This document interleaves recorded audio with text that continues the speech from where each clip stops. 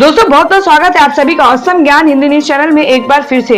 दोस्तों आज पूरे दिन की कई महत्वपूर्ण और बड़ी खबरें निकल कर आ रही हैं, तो बारी बारी से सब खबरों को हम इस वीडियो में आपको बताने वाले हैं। तो दोस्तों वीडियो को बिना आगे बढ़ाए लास्ट तक जरूर देखिएगा, क्योंकि सारी खबरें बहुत ही महत्वपूर्ण है। तो चलिए देख लेते हैं कि पहली बड़ी खबर क्या निकल कर आ रही है।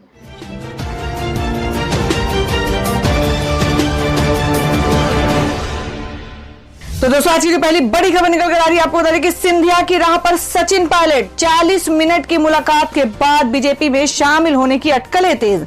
जी आपको बता दें कि राजस्थान में अशोक गहलोत सरकार के लिए मुश्किलें तेज हो गई हैं। उप मुख्यमंत्री सचिन पायलट के बगावत के बाद राजस्थान सरकार पर संकट के बादल मंडराने लगे हैं। अशोक गहलोत और सचिन पायलट के बीच चल रहा मतभेद के बाद अब पार्टी में दरार आ गई है और नाराज सचिन पायलट ने बगावती तेवर अपना लिया है। उन्होंने कहा कि वो कल होने वाली कांग्रेस विधायक दल की बैठक में शामिल नहीं होंगे।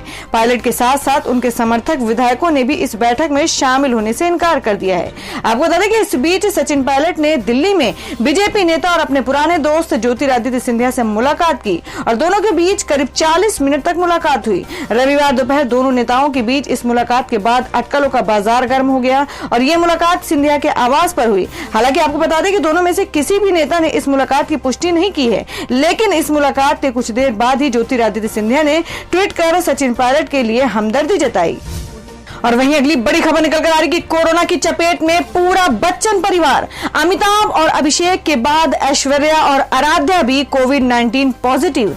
जी आपको बता दें कि बॉलीवुड के महानायक अमिताभ बच्चन कोरोना की चपेट में आ गए हैं। शनिवार देर रात खुद बिग बी ने ट्वीट कर अपने फैंस को इसकी जानकारी दी और अपने संपर्क में आए लोगों से कोरोना टेस्ट करवाने की अपील की है। अमिताभ को मुंबई के नानावती अस्पताल में भर्ती करवाया गया है। अमिताभ के बाद अभिषेक बच्चन की रिपोर्ट भी कोरोना पॉजिटिव आई है। अमिताभ और अभिषेक के बाद अब बच्चन परिवार के 2 और सदस्य कोरोना की चपेट में आ गए हैं। और ताजा अपडेट के मुताबिक अमिताभ बच्चन और अभिषेक बच्चन के बाद अब ऐश्वर्या राय बच्चन और उनकी 8 साल की बेटी आराध्या भी कोविड-19 पॉजिटिव हो गई हैं। हालांकि जया बच्चन की रिपोर्ट निगेटिव आई है और अमिताभ बच्चन और अभिषेक बच्चन पहले से ही नानावती अस्पताल के आइसोलेशन वार्ड में भर्ती हैं और अमिताभ में कोरोना वायरस के संक्रमण पाए जाने के बाद परिवार और स्टाफ का कोविड टेस्ट कराया गया, जिसके बाद अब ऐश्वर्या राय बच्चन और उनकी 8 साल की बेटी आराध्या भी वायरस से संक्रमित पाई गई हैं। हालांकि दोनों को कोरोना के हल्के लक्षण हैं। जहां परिवार के अब तक 4 लोग कोरोना से संक्रमित हो चुके हैं, वहीं जया बच्चन की कोरोना रिपोर्ट निगेटिव आई है। महाराष्ट्र के स्वास्थ्य मंत्री राजेश टोपे ने इसकी जानकारी दी है और वहीं बीएमसी ने अमिताभ के बंगले जलसा को सील कर दिया है। बंगले को सैनिटाइजेशन का काम चालू कर दिया गया है। और वहीं नानावती अस्पताल में अमिताभ और अभिषेक बच्चन की तबीयत की जानकारी साझा की।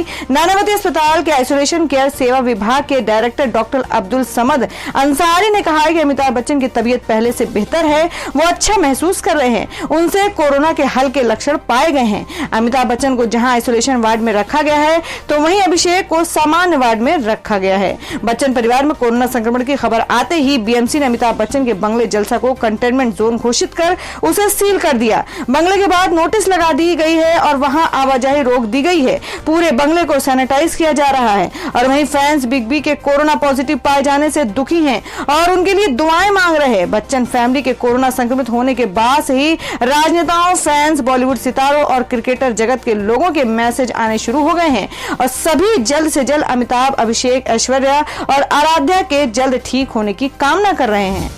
और वहीं बता दें कि पहले निगेटिव फिर कैसे पॉजिटिव हो गया ऐश्वर्या राय और आराध्या का कोरोना टेस्ट। समझिए पूरा मामला। जी आपको बता दें कि इससे पहले ऐश्वर्या राय और आराध्या के 2 कोरोना टेस्ट निगेटिव आए थे।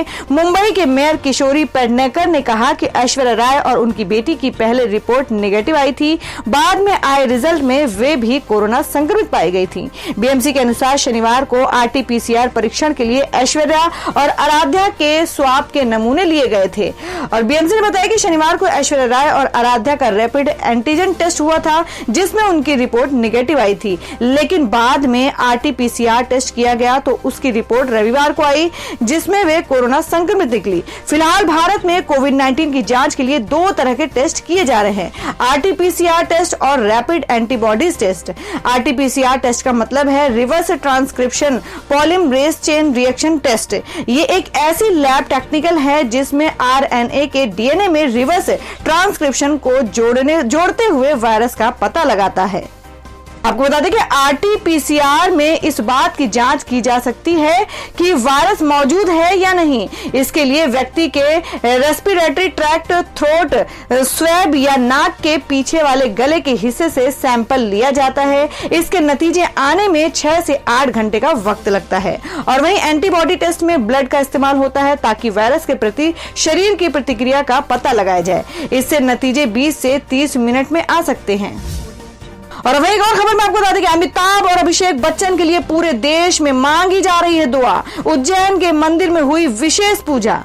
आपको बता दें कि वही मध्य प्रदेश के उज्जैन में स्थित एक शिव मंदिर में विशेष पूजा का आयोजन किया गया। इस दौरान उनके फैंस ने दोनों के जल्द स्वस्थ होने की दुआ मांगी। डॉक्टरों के मुताबिक अमिताभ बच्चन में कोरोना के मामूली लक्षण हैं। उन्होंने शुरुआत में ही जांच करवा ली थी, जिस वजह से वायरस का जल्दी पता चल गया। इसके बावजूद भी डॉक्टरों की एक टीम उनके स्वास्थ्य पर लगातार नजर रख रही है। और वही उनकी पत्नी जया बच्चन और ऐश्वर्या राय की रिपोर्ट नेगेटिव आई थी। आपको बता दें कोरोना पॉजिटिव होने की जानकारी अमिताभ बच्चन ने खुद दी थी, जिसके बाद से ही उनके फैंस उनके शीघ्र स्वस्थ होने की दुआएं मांग रहे हैं। एक यूजर ने लिखा है कि आप सदी के महानायक हैं, आपका कोरोना कुछ नहीं कर सकता, आप जल्द स्वस्थ हो अमिताभ बच्चन सर। वहीं दूसरे यूजर ने लिखा कि आप जल्दी स्वस्थ हो जाएं, ऐसी मेरी दुआ है। इसके अलावा देश के दिग्गज नेता और बॉलीवुड की जानी मानी हस्तियां भी अमिताभ बच्चन और अभिषेक बच्चन और ऐश्वर्या राय और उनकी बेटी को जल्द स्वस्थ होने की मंगल कामनाएं दे रही हैं।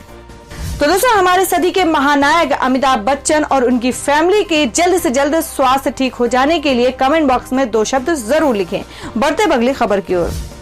और वहीं अगली खबर में जान लेते हैं क्या है देश भर में कोरोना संक्रमण के ताजा हालात। एक दिन में रिकॉर्ड 29,000 से ज्यादा संक्रमित मिले, 18,000 मरीज ठीक हुए, 500 लोगों की गई है जान। देश में अब तक के 8,89,000 तक केस पहुंच गए हैं। जी आपको बता दें कि देश में कोरोना संक्रमितों की संख्या 8,89,447 हो गई है। और ये आंकड़े कोविड-19 इंडियन ऑर्गेनाइजेशन के मुताबिक रविवार को 24 घंटे के अंदर रिकॉर्ड 29,105 लोग कोरोना पॉजिटिव पाए गए। अब तक के एक दिन में संक्रमितों के मिलने का ये आंकड़ा सबसे ज्यादा है। इसके पहले 11 जुलाई को सबसे ज्यादा 27,754 मरीजों की पुष्टि हुई थी। अगली खबर निकल कर आ रही कि इन कर्मचारियों को बड़ा झटका, सैलरी में 60% की कटौती, नहीं मिला जून का वेतन, पीएम मोदी को लिखा खत। जी आपको बता दें कि कोरोना संकट और लॉकडाउन के कारण अर्थव्यवस्था पटरी से उतर गई है। सरकार राजस्व में हुए भारी नुकसान की भरपाई की कोशिश कर रही है, तो वहीं खर्चों में कटौती किए जा रहे हैं। इतना ही नहीं, सरकारी कर्मचारियों की सैलरी में कटौती भी की जा रही है। केंद्र सरकार ने पहले ही केंद्र कर्मचारियों के डीए भुगतान और एरियर भुगतान पर रोक लगा दी है। तो वहीं केंद्रीय मंत्री स्मृति ईरानी के प्रभाव वाले कपड़ा मंत्रालय के अधीन आने वाले नेशनल टेक्सटाइल कॉर्पोरेशन के कर्मचारी भारी वेतन कटौती से परेशान हैं। तो दोस्तों, खबर में आगे बढ़ने से पहले जान लेते हैं आज के माइंड क्विज के सवाल को। आज का सवाल है, आपको बताना है कि पंजाब के मुख्यमंत्री का क्या नाम है। इसका जवाब आपको वीडियो के नीचे कमेंट बॉक्स में देना है और सही जवाब देने वालों को रैंडमली सिलेक्ट किया जाएगा और वो जीत सकते हैं एक बम्पर पुरस्कार। बढ़ते अगली खबर की ओर। और वही अगली बड़ी खबर निकल कर आ रही कि चीन में कुदरत का कहर, भारी बारिश से कई शहरों में बाढ़, बड़े डैम के टूटने का खतरा।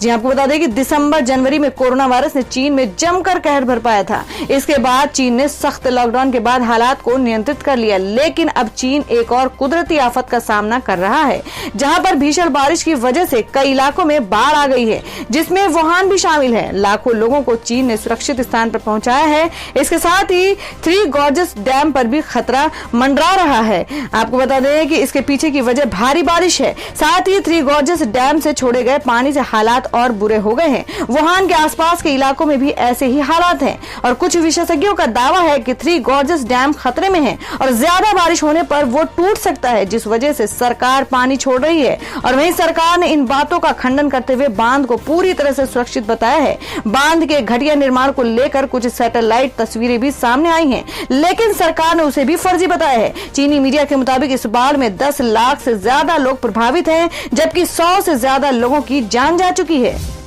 और वहीं अब खबर निकल कर आ रही कि नेपाल के पीएम ओली ने भी अमिताभ बच्चन के जल्द स्वस्थ होने की कामना। जी हम बात करेंगे सदी के महानायक अमिताभ बच्चन के जल्द स्वस्थ होने को लेकर देश विदेश से उन्हें संदेश मिल रहा है। इसी कड़ी में नेपाल के प्रधानमंत्री केपी शर्मा ओली का भी नाम शामिल हो गया है, जिन्होंने अमिताभ बच्चन और उनके बेटे अभिषेक बच्चन को जल्द स्वस्थ और लाभ होने का कामना की है। आपको बता दें कि गौरतलब है कि अब अमिताभ बच्चन की बहू और उनकी पोती भी कोरोना पॉजिटिव हो गई हैं, लेकिन महानायक की पत्नी और राज्यसभा सांसद जया बच्चन की कोरोना रिपोर्ट निगेटिव आई है। भारत और नेपाल के सरकारों के बीच अभी भले ही संबंध थोड़े तनावपूर्ण बने हुए हैं, लेकिन फिर भी बॉलीवुड के महानायक अमिताभ बच्चन और अभिनेता अभिषेक बच्चन के कोरोना से बीमार होने के खतरे सुनकर नेपाल के पीएम ओली ने इन दोनों के जल्द स्वस्थ होने की कामना की है। उन्होंने कहा कि भारत के महान अभिनेता अमिताभ बच्चन और उनके बेटे अभिनेता अभिषेक बच्चन और बहू पोती अच्छे स्वास्थ्य और जल्द स्वस्थ होने की कामना करता हूं। और वहीं अगली खबर बता दें कि राजस्थान के सियासी घमासान पर कपिल सिब्बल ने जताई चिंता, पार्टी आला कमान को दी है नसीहत। जी हम बात करें कि राजस्थान में जारी राजनीतिक उठापटक के बीच डिप्टी सीएम सचिन पायलट अपने विधायकों के साथ दिल्ली पहुंच गए हैं और जिसके बाद से राज्य की राजनीतिक और गर्मा गई है। इसी बीच पार्टी के सीनियर लीडर कपिल सिब्बल में मौजूदा राजनीतिक घटनाक्रम को लेकर पार्टी को नसीहत देते हुए चिंता जताई है। पूर्व केंद्रीय कपिल सिब्बल ने ट्वीट कर लिखा है कि अपनी पार्टी के लिए चिंतित हूं। आपको बता दें, उन्होंने कहा कि क्या घोड़ों के अस्तबल से जाने के बाद ही हम जागेंगे। सिब्बल ने इस ट्वीट में सीधे तौर पर राजस्थान का जिक्र नहीं किया है, लेकिन इस ट्वीट से ये साफ पता चल रहा है कि उनका इशारा राजस्थान की ओर है। सिब्बल का ये प्रतिक्रिया तब आई है जब मुख्यमंत्री अशोक गहलोत ने बीजेपी पर विधायकों की खरीद फरोख्त का आरोप लगाया है। तो दोस्तों, खबरों में आगे बढ़ने से पहले एक बार फिर से आपको याद दिला दें कि अगर आपने अभी तक हमारे वीडियो को लाइक नहीं किया तो जल्दी से वीडियो को लाइक कर दें, क्योंकि आपका एक लाइक हमारे लिए बहुत ही महत्वपूर्ण होता है। और अगर आप हमारे चैनल पर नए हैं तो चैनल को जरूर सब्सक्राइब कर लें और बेल के बटन को भी जरूर हिट कर दें। और हमारी पूरी न्यूज को जानने के लिए वीडियो को लास्ट तक जरूर देखें। बढ़ते हैं अगली खबर की ओर। और अब अगली खबर बता दें कि योगी सरकार ने लिया बड़ा फैसला, अब हफ्ते के 2 दिन सभी ऑफिस और बाजार रहेंगे बंद। जी आपको बता दें कि कोरोना वायरस संक्रमण के मामले उत्तर प्रदेश में तेजी से बढ़ते जा रहे हैं। पिछले 24 घंटे की बात करें तो प्रदेश में 1403 नए मामले सामने आए हैं और वहीं कोरोना से 913 लोगों की जान भी जा चुकी है। लगातार बढ़ रहे कोरोना संक्रमण को देखते हुए उत्तर प्रदेश की योगी सरकार ने बड़ा फैसला लिया है। दरअसल प्रदेश में अब हफ्ते के 5 दिन ही ऑफिस और बाजार खुलेंगे। सोमवार से शुक्रवार तक ऑफिस और बाजार खोले जाएंगे, जबकि शनिवार और रविवार को सभी दफ्तर और बाजार पूरी तरह से बंद रहेंगे। रविवार को उत्तर प्रदेश के मुख्यमंत्री योगी आदित्यनाथ ने टीम 11 के साथ कोरोना को लेकर समीक्षा बैठक की और मीडिया रिपोर्ट्स के मुताबिक हुई बैठक समीक्षा में इस बात को लेकर मंथन हुआ कि अनलॉक के बाद कोरोना संक्रमण के मामले बढ़े हैं, जिसके बाद ये फैसला लिया गया है कि हफ्ते में 5 दिन ही सरकारी और निजी दफ्तर खुलेंगे। इसके अलावा बाजार, शहरी और ग्रामीण हाट व अन्य व्यावसायिक संस्थान भी बंद रहेंगे। इस दौरान आवश्यक वस्तुएं और सेवाएं भी जारी रहेंगी। तो दोस्तों, आप लोगों को क्या लगता है कि देश में हर राज्यों में लॉकडाउन की अवधि को बढ़ाना चाहिए जिससे कि कोरोना का संक्रमण खत्म हो सके? आप अपना सुझाव कमेंट बॉक्स में जरूर दें। बढ़ते हैं अगली खबर की ओर। और वहीं बता दें कि आप मिलेंगे किसानों को 15-15 लाख रुपए, जानिए कैसे। जी हाँ, आपको बता दें कि किसानों के लिए मोदी सरकार एक और धमाकेदार तोहफा लेकर आई है। किसानों को अब सरकार 15-15 लाख रुपए देगी। किसानों की जरूरतों और समस्याओं के मद्देनजर केंद्र सरकार ने पीएम किसान FPO योजना लॉन्च की है, जो देश के किसानों के लिए बहुत लाभदायक होगी। आपको बता दें, सरकार का उद्देश्य इस योजना से देश में कृषि सेक्टर को आगे बढ़ाने का है और पीएम किसान FPO योजना पर केंद्र सरकार 4,496 करोड़ रुपए खर्च करेगी। पीएम किसान FPO योजना में FPO का अर्थ है किसान उत्पादक संगठन। ये किसानों का एक ऐसा संगठन होता है जो कंपनी एक्ट के तहत रजिस्टर्ड होकर कृषि उत्पादक कार्य को आगे बढ़ाता है। केंद्र सरकार की तरफ से इन्हीं संगठन समूहों को 15-15 लाख रुपए की वित्तीय सहायता दी जाएगी। और वहीं अगली खबर बता दें कि नेपाल में हो रही मूसलाधार बारिश से बिहार में नदियां उफान पर, 15 जिलों में बाढ़ का खतरा।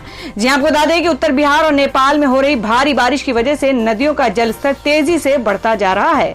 बागमती नदी जहां 5 स्थानों पर लाल निशान को पार कर गई है, वहीं लाल बकैया नदी का पानी भी तेजी से बढ़ता जा रहा है। कोसी का डिस्चार्ज भी इस वर्ष के उच्चतम स्तर पर पहुंच गया है। और वहीं मौसम विभाग के द्वारा 12 जुलाई तक बागमती बेसिन में भारी बारिश की चेतावनी दी गई है। इससे बिहार के 14 जिलों में बाढ़ का खतरा उत्पन्न हो गया है और ऐसे में राज्य की कम से कम 50 लाख की आबादी बाढ़ संकट में फंस सकती है, तो वहीं बाढ़ प्रभावितों की संख्या इससे कहीं अधिक होगी। और अब अगली खबर निकल कर आ रही है कि कोरोना संकट में मुस्लिम समुदाय के लोगों ने स्वर्ण मंदिर को दान दिया 33 टन गेहूं। सोशल मीडिया पर मिले ऐसे रिएक्शन। जी आपको बता दें कि देश दुनिया में फैले कोरोना वायरस संकट के बीच इंसानियत की मिसाल पेश करने वाली एक खबर सामने आई है। गौरतलब है कि केंद्र सरकार के दिशा निर्देशों के बाद देश भर के धार्मिक स्थलों को खोलने की अनुमति मिल गई है और इसी बीच गरीब और कमजोर वर्ग के लोगों को महामारी के दौरान भोजन मिल सके, इसलिए अमृतसर के स्वर्ण मंदिर में लंगर भी शुरू हो चुका है। मानवता के इस काम में सहयोग के लिए मुस्लिम समुदाय भी सामने आए हैं। आपको बता दें कि शुक्रवार को कुछ लोगों ने स्वर्ण मंदिर की रसोई को 33 टन गेहूं दान देकर मानवता का धर्म निभाया है।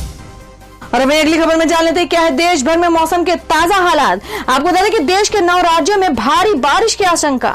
आईएमडी ने 3 दिन का अलर्ट जारी किया। जी हम बात करेंगे, भारतीय मौसम विभाग ने अपने ताजा अपडेट में कहा है कि आने वाले 3 दिनों में देश के कई राज्यों में भारी बारिश का अनुमान है, इसलिए उनसे लोगों को अलर्ट रहने के लिए कहा गया है।